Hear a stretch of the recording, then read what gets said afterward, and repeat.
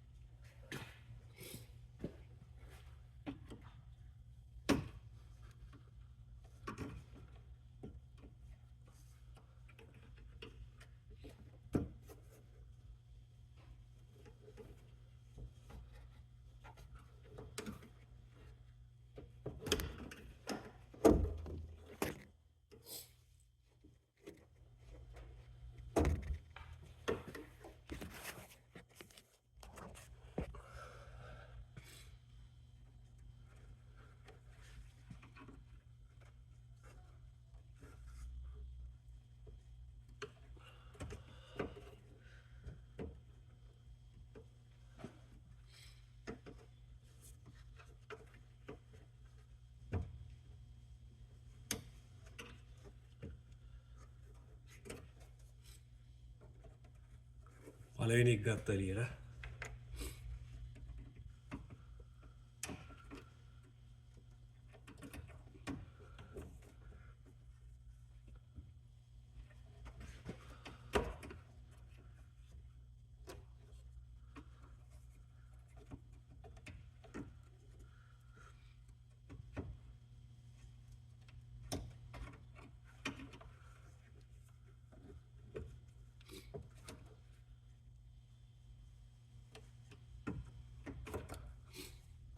හරි ක්ලිප්ස් දෙක ගත්තා එළියට.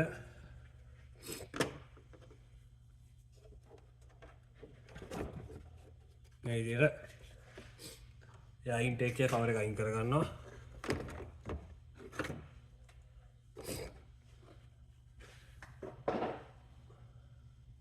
ඒනේ පුෂ් කනෙක්ට් ක්ලිප්ස් තියෙන. හරි මේ ක්ලිප්ස් ගලවන්නේ මේ පේනවද පුෂ් කනෙක්ට් ක්ලිප්ස්. ඉස්සෙල්ලාම මේ කෑල්ල පොප් කරලා ඉන්නවනේ එළියට.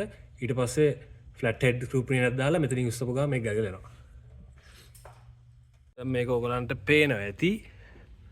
දැන් මට හොඳට මේකට ඇක්සස් තියෙනවා. මේ තියෙන්නේ සොලනයිඩ් එක. මෙන්න මෙතන. මේ සොලනයිඩ් එකේ තියෙන්නේ 10mm බෝල්ස් දෙකක්. එකක් මෙතන තියෙනවා. ඒකට කෙලි මෙතින් මෙතන එකක් තියෙනවා. අනිත් එක ඒකට හැපැත්තෙම තව එකක් තියෙනවා. ඊට කලින් මම දැන් මේ කනෙක්ෂන් එක බලන්න ඕනේ. මේක චෙක් කරලා බලන්න මේක අවුලක් තියෙනවද කියලා.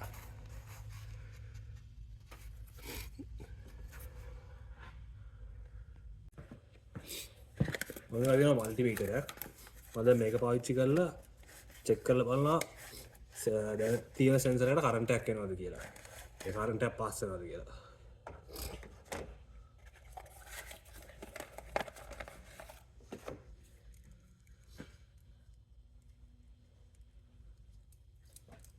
පෙන්න්න ම මොකක්ද කරලා තියෙන එක දැනට. මම දැන් මේ සෙන්සර එකේ වයරින් මේක ගැලෙව්වා. ගවරල මේ තියෙන පින්ස් දෙකක් මේ දෙකට ගහලා චෙක් කරලා බලනවා කරන්ට් එකක් එනවද කියලා.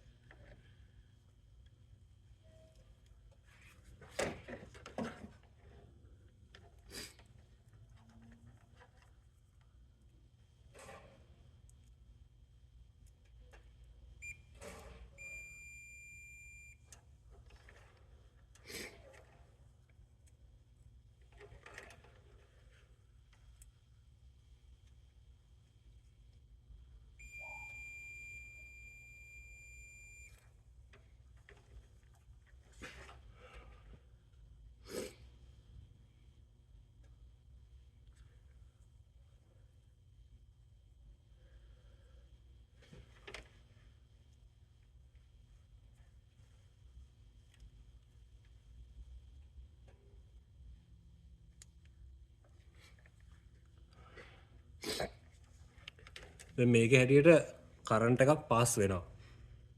මට ෂුවර් නෑ සෙන්සර් එක ගිහිල්ලාද නැද්ද කියලා. මොකද මම චෙක් එන්ජින් ලයිට් එක එකපාරක් ක්ලියර් කරා මගේ ස්කෑන් එකෙන්. ස්කෑන් එක එකපාරක් ක්ලියර් කරාට පස්සේ ඒක ආයෙ ආවේ නැහැ. හැබැයි ඒක පෙන්ඩිං කෝඩ් එකක් විදිහට ආයෙ ආවා. පර්මනන්ට් කෝඩ් එකක් විදිහට නෑ. සුබාරුලගේ ඩයග්නොස්ටික්ස් වල කියලා තියෙනවා සමහරට ඔයිල් එකේ ක්වලිටි එක අඩු වුණාම මොකක් හරි ක්ලොග් වුණාම සෙන්සර් එක ඒ සොලනොයිඩ් එක එහෙම වෙනවා කියලා. දැන් මම කරන්නේ මම මේ සොලනොයිඩ් එක ගලවලා චෙක් කරලා බලලා පොඩ්ඩක් ක්ලීන් කරලා ආයි දාලා ආයි ස්කෑනර් එක ගහලා බලනවා.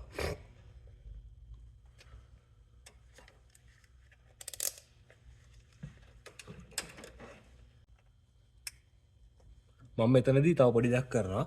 දැන් ඒක කරන්ට් එක පාස් වෙච්ච නිසා මේ පැත්තේ වම් පැත්තේ තියෙනවනේ සොලනොයිඩ්ස් දෙකක් ඉන්ටේක් එකට එක්සෝස්ට් එකට. මම එක්සෝස්ට් එකේ ප්ලග් එක ගලවලා මම ඒකත් පොඩ්ඩක් චෙක් කරලා බලනවා ඒකටත් කරන්ට් එක පාස් වෙනවද කියලා. මේක මට හරි මම වැරදි එක මෙච්චරලා ගලවලා නම් අපරාධනේ. ඒකින්ද අරක ෆුල්ම P0011 කියන එක පොඩ්ඩක් එහෙම තියලා ඒක නට්ස් දෙක බුරුල් කරලා තියෙන්නේ. පල්ලයකෙත් මම බලනවා කරන්ට් එක පාස් වෙනවද කියලා. මෙතනදී මට ඕන වෙනවා හෙඩ්ලයිට් එකක්. හරිද? නැත්නම් මට පේන්නේ නැහැ ඇතුලේ මොකද්ද. මගේ අත් දෙකට කව වෙලා මට පේන්න තියෙනවා. ඒකට තියනවාද මේ වගේ හෙඩ්ලයිට් එක. මම මෙන්න මේක පාවිච්චි කරනවා දැන්.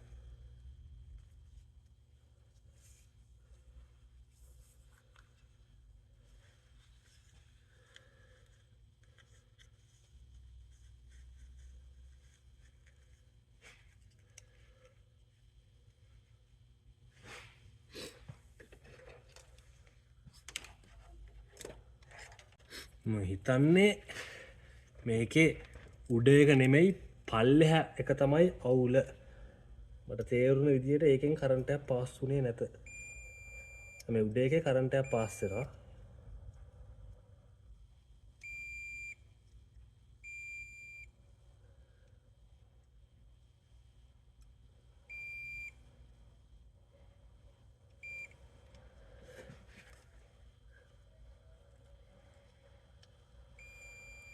උඩේකේ කරන්ටයක් පාස් වෙනවා. හැබැයි පල්ලෙහා සෙන්සර් එකේ කරන්ට් එකක් පාස් වෙන්නේ නැත. උඩේක මං ආයි ක්ලික් කරනවා. හොඳට මං උඩේ ගැලෙුවේ නැහැ. මේ තියෙන්නේ උඩ තියෙන සෙන්සර් එක පළවෙනි එක. මේක අවුලක් නැහැ. මේක වැඩ කරනවා මං චෙක් කරා. ඒක පල්ලෙහෙන් තව එකක් තියෙනවා මෙන්න මෙතන. මෙන්න මේ සෙන්සර් එක. ඒක වැඩ කරන්නේ නැහැ. දැන් මං ඒක රීප්ලේස් කරන්න you know what මං කරන්න යන දෙයක් තමයි රේඩියේටර් හෝස් එක ගලවනවා. මොකද ඒක ගැලවුවොත් මට මාර ලේසි වෙනවා කියලා මට පේනවා. ඒකින්ද මම රේඩියේටර් හෝස් එක ගලවන්නයි යන්නේ. කූලන්ට් ටිකක් ලොස් වෙයි. අවුලක් නැහැ. කූලන්ට් පස්සේ දාලා ෆිල් කරලා දාමු. අපි රේඩියේටර් හෝස් එක දැන් ගලවමු. ඒක හරිම ලේසි රේඩියේටර් හෝස් එක ගලවන්න ක්ලෑම්ප් එකක් තියෙන්නේ. ක්ලෑම්ප් එක ගලවපු ගමන් පෙන්නන්න. මේ රේඩියේටර් හෝස් එක මට මේක ගලවන්න තියෙන. ඒක එක්ක මට මෙතනින් ගලවන්න පුළුවන් නැත්නම් මෙතනින් ගලවන්න පුළුවන්. මම බැලුවේ මට මෙතනින් ගලවන්න එක ලේසි. මෙතනින් ගලවලා මේක මට මෙහෙම හෙට හරවලා තියන්න පුළුවන්. ඒකද මම රේඩියේටර් හෝස් එක ගලවන්න යන්නේ. ඒක ගලවන්න කලින් කැච් කෑන් එකක් යටින් දාලා තියෙනවා හැල්ල තෙල් ටික අල්ලගන්න. හරි දැන් මම ගෙනාවා කැච් කෑන් එකක්. කැච් කෑන් නැහැ මේක ඇතුළේ අපේ තියෙන නිකන් ප්ලාස්ටික් කෑල්ල. මොකද අප රේඩියේටර් හෝස් එක මම ගලවනවා. අප රේඩියේටර් හෝස් එක ගලවද්දි තියෙන කූලන්ට් ටික හැලෙනවානේ. ඉතින් ඒ ටික නිකන් පොළොවට වැටෙන්නේ නැතුව අල්ලගන්න තමයි මම මේක ගෙනාවේ. ඉතින් අපි මේක දානවා කාර් එකකට.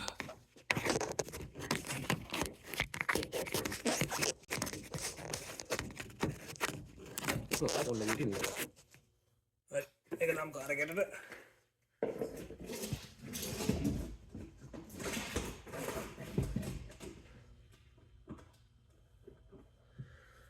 ඒක දැම්මා. ඊට පස්සේ රේඩියේටර් හෝස් එක ලොකේට් කරගත්තා.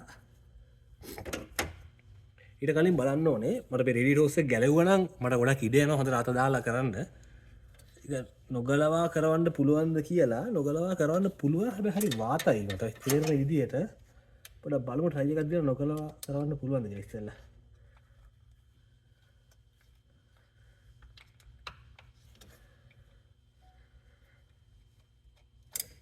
හරි ප්ලග්ස් දෙකම ගලව ගත්තා. මම හිතනවා මට රේඩියේටර් හෝස් එක ගලවන්න ඕනේ කියලා. අප රේඩියේටර් හෝස් එක ගලවන්න උවමනාවක් වෙන්නේ නැහැ. ඒකෙන් කූලන්ට් බැලුවා. හරි ඊළඟට අපි කරන්න යන්නේ දැන් මේ ගලවන්න VVT සොලනොයිඩ් එක. ඒ ගැලවුවට පස්සේ ඔයිල් ලීක් වෙන්න පුළුවන්. ඒකින්ද මේ රැග්ගේ පොඩ යටින් දානවා ඒ හැලෙන ඔයිල් ටික විසිරෙන එක නවත්තන්න.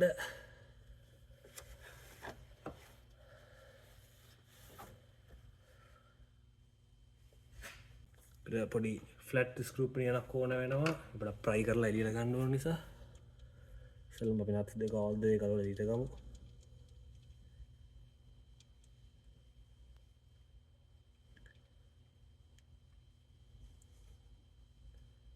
මේක කියන්න ඕන පොඩි දෙයක් තියෙනවා. දැන් ඒ 10mm බෝල්ස් දෙකකින් තමයි මේක අල්ලන් ඉන්නේ. හරිද?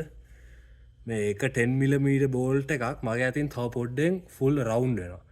මේක රවුන්ඩ් වුණොත් මේක ගලවන්න මාර අමාරු වෙනවා. ඒක හින්දා ඒ වගේ වලට මාර පරිස්සම් වෙන්න ඕනේ.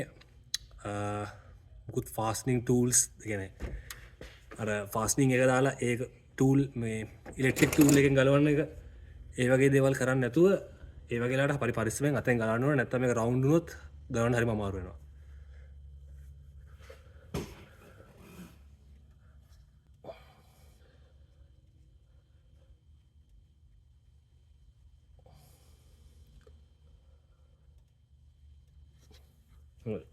බෝස් දෙකම මම ගලවලා ගත්තා.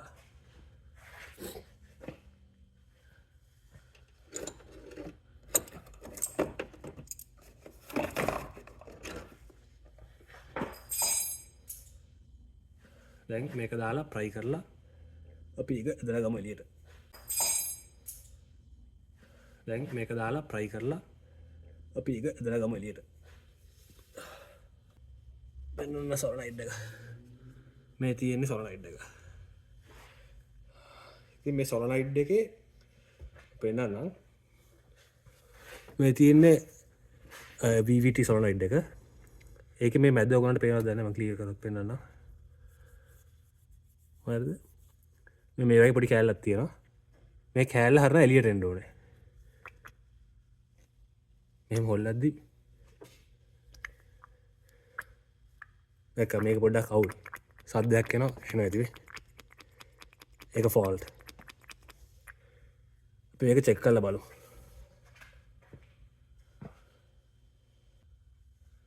දැන් මේක එළිය තියෙන නිසා චෙක් කරලා බලන්න හරිම ලේසියි.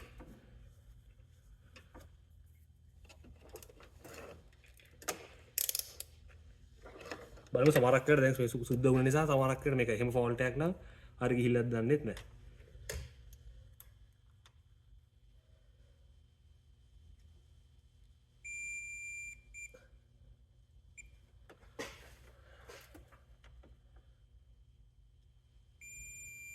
දැක්කනේ ගයිස් දැන් මේක වැඩ කරනවා. ඒ කියන්නේ මේක තිබිලා තියෙන්නේ මොකක්ද කියලා ඔයාලට තේරෙනවනේ. ඒ අර සුබාරුලා කිව්ව විදිහට ඒක ක්ලොග් වෙලා තිබිලා තියෙන්නේ. ඒක අර සද්දයක් ආවෙත් ඒකයි මම ගලවලා හොල්ලද්දී. දැන් මේක හරියට කරන්ට් එක පාස් වෙනවා. ඉතින් ඒක ක්ලොග් වෙලා තිබිලා තියෙන්නේ. අපි දැන් ඒක බ්‍රේක් ක්ලීනර් ටිකක් දාලා හොඳට සුද්ධ කරලා ගමු. මේ දින අලුත් පාර්ට් එක. පරණ එක මම මේක බ්‍රේක් ක්ලීන් දාලා හොඳට සුද්ධ කරලා බලනවා. මොකද මේකේ ඒ ඕරින් එකෙන් පොඩ්ඩක් මට ෂුවර් නැහැ. ඒ ඕරින් එක ඕරින් එක පොඩ්ඩක් ලූස්. සමහරවිට ඒක නිසා ඔයිල් ෆ්ලෝ කන්ට්‍රෝල් එක හරියට වෙන්නේ නැති නිසා එහෙම ප්‍රශ්නයක් ආවත් දන්නේ නැහැ. කොහොමද මම කලින් මේක තියෙද්දිම චෙක් කරලා බලද්දී කරන්ට් එක පාස් වුනේත් නැහැ. ගලවල පොඩ්ඩක් හොල්ලලා වෙනවා කරාම තමයි කරන්ට් එක පාස් වෙන්න ගත්තේ. ඉතින් අපි මේකට සුද්ධ කරලා බලමු. તો වෙනකන් ඔයාලට පේනවා ඉතින් මේක මම පෙන්නන්නම් මේ බලන්න මේ ඕරින් එක මතන යට පැත්තෙන් හරියට සීල් වෙලා නැහැ. ඒ හරියෙන් තමයි ටිකක් ලීක් එකක් වෙලා තින්නේ මේ හරියේ. ඉතින් ඒක සුද්ධ කරලා ඕරින් එක සුද්ධ කරලා පොඩ්ඩයි දාලා බලනවා. මම ඇත්තටම අලුත් ඕරින් එකක් තියෙනවා නේ ඒක හොඳයි. මට බලන්න අලුත් පැකේජ් එකේ අලුත් පාර්ට් එකේ ඕරින් එකක් එනවද කියලා. එහෙම එනවා නම් මම ඒ පාර්ට් එක දානවා. ඒකේ තියෙන ඕරින් එක මේකට දානවා. මම මේක පොඩ්ඩක් ක්ලීන් කරලා ගන්නවා. හරි. ඔය දැන් මේක බ්‍රේක් ක්ලීන් දාලා හොඳට සුද්ධ කරා. දැන් බලමු අලුත් පැකේජ් එක කඩලා අලුත් පාර්ට් එකේ ඕරින් එකක් තියනවද කියලා.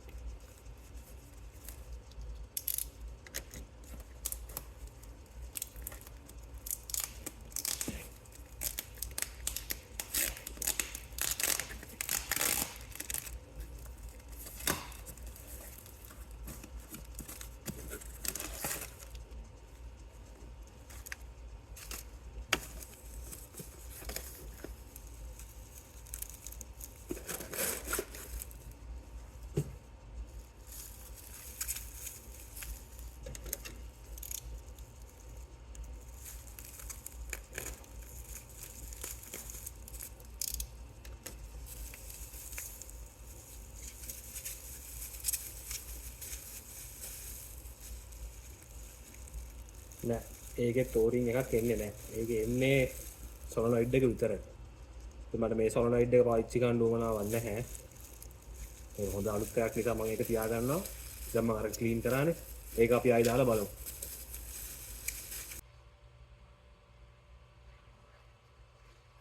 මම දැන් ඒ අර කන්ටැක්ට් වෙන මේටිං සර්ෆේස් එකත් පොඩ්ඩක් ක්ලීන් කරා. මට ඒක ස්ලගිෂ් වගේක් තියෙනවා පේනවා. මම හිතනවා සමහර විට ඒක වෙන්න ඕනේ කියලා මේ ඉෂුව එකට හේතුව ඒක හින්දා ඒකත් මම ක්ලීන් කරනවා.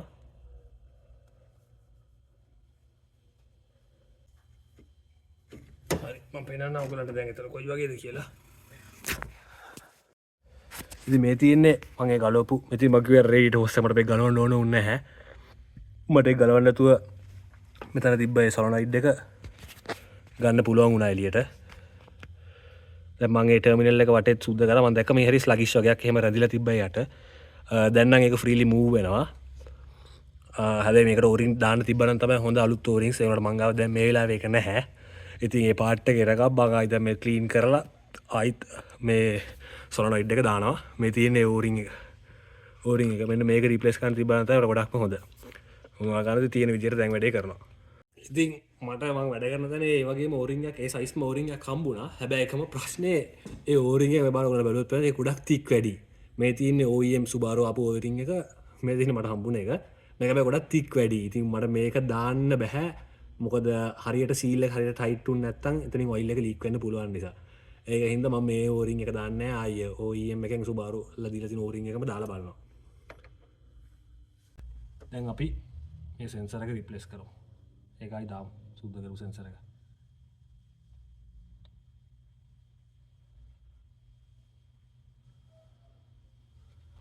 හරි sensor එක installed now intake එයා cover එක high කරන්න කලින් start කරලා බලනවා මට ඒ codes ටික තාම එනවද කියලා ඒ විදිහට.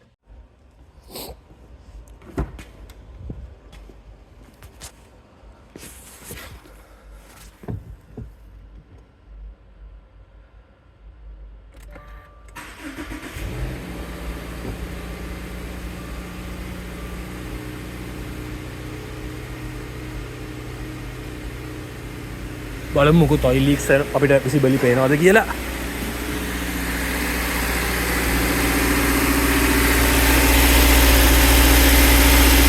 මට නම් මොකද oil leaks පේන්නේ නැහැ.